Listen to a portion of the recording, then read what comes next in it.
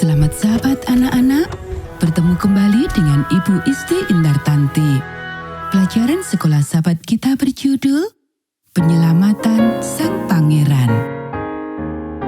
Ayat hafalan 1 Timotius pasal 5 ayat 8. Tetapi jika ada seorang yang tidak memeliharakan sanak saudaranya, apalagi seisi rumahnya, orang itu murtad dan lebih buruk dari orang yang tidak beriman.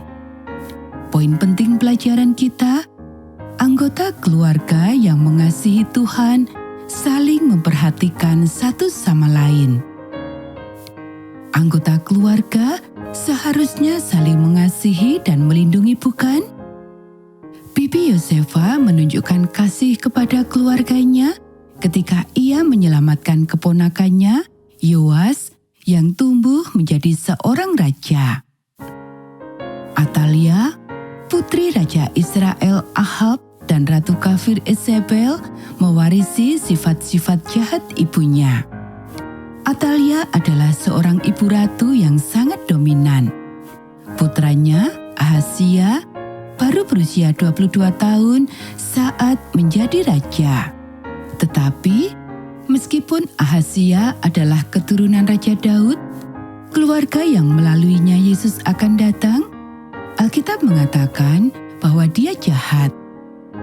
Setelah memerintah selama 1 tahun, Raja Ahazia dan seluruh keluarga ibunya di Israel Utara dibunuh oleh gerombolan pengkhianat.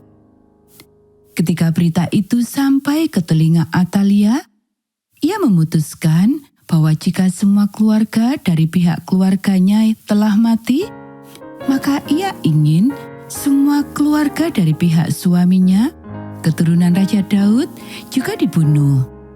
Tidak masalah bahwa mereka adalah cucu-cucunya. Dia ingin menjadi ratu. Alkitab mengatakan bahwa Atalia membunuh semua anak-anak Ahazia. Berita itu pasti sangat mengejutkan.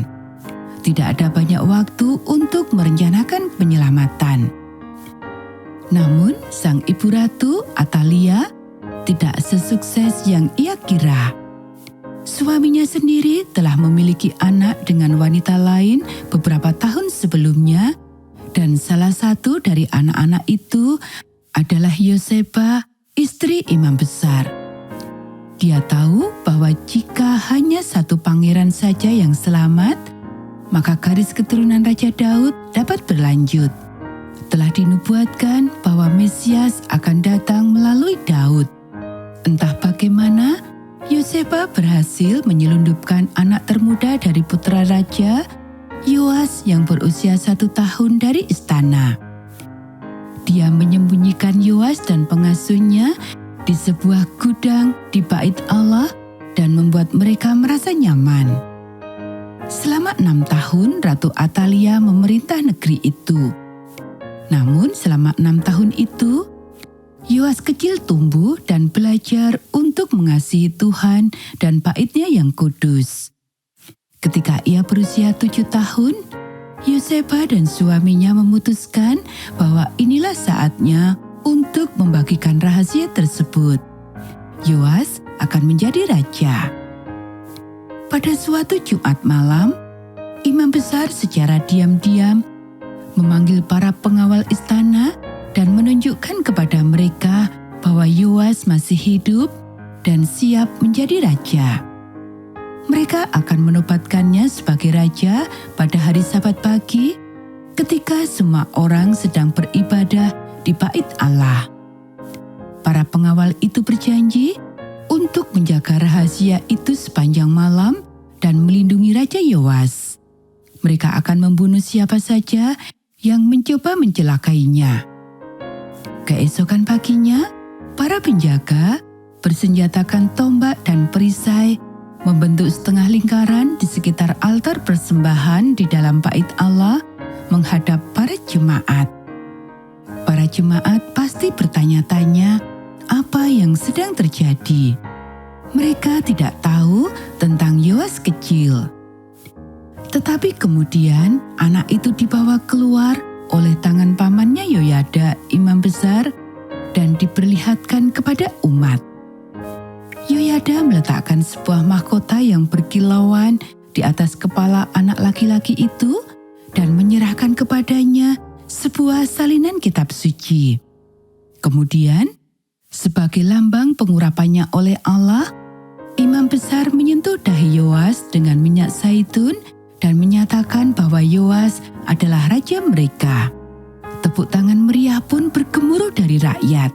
Mesias dapat datang seperti yang dijanjikan karena garis keturunan Daud tidak terputus. Sangkakala ditiup, orang-orang mulai berteriak dan bertepuk tangan. Hidup Raja, hidup Raja. Kita bisa lihat di 2 Raja-Raja pasal 11 ayat 12. Raja kecil itu tersenyum dan melambaikan tangan. Di dalam kamarnya, Ratu Atalia mendengar keributan itu. Ia tidak pernah menghadiri ibadah Sabat, tetapi orang-orang tidak biasanya ribut seperti ini. Apa yang sedang terjadi? Dia mengenakan jubahnya dan bergegas ke bait Allah. Di sana ia melihat Yoas menerima pujian. Dengan penuh kemarahan, ia merobek jubahnya yang mahal. Suaranya meninggi menjadi teriakan, "Pengkhianatan!" Imam besar dengan cepat menyuruh para penjaga untuk membawanya keluar dari bait Allah dan membunuhnya, serta siapa saja yang mencoba melindunginya. Tidak ada yang menghentikan para penjaga ketika mereka menyeret Atalia, ratu yang jahat itu, ke kandang kuda. Kembali ke bait suci, Yoyada memimpin sebuah perjanjian antara Raja Yoas dan seluruh rakyat untuk melayani Tuhan dan setia kepada satu sama lain. Rakyat meninggalkan bait Allah dan pergi ke kota untuk menghancurkan mezbah-mezbah Baal, menyingkirkan imam yang jahat, dan menghancurkan pengaruh jahat Atalia. Sementara kota sedang dibersihkan, Yoyada membawa raja yang baru dan para pengawalnya ke istana. Jantungnya pasti berdebar-debar ketika ia melihat Yoas kecil duduk di atas tahta emas untuk pertama kalinya. Akhirnya, mereka memiliki seorang raja di Yerusalem yang mengasihi Tuhan. Tidak sulit untuk mengetahui siapa di antara keluarga Yoas yang mengasihi dan melayani Tuhan, bukan?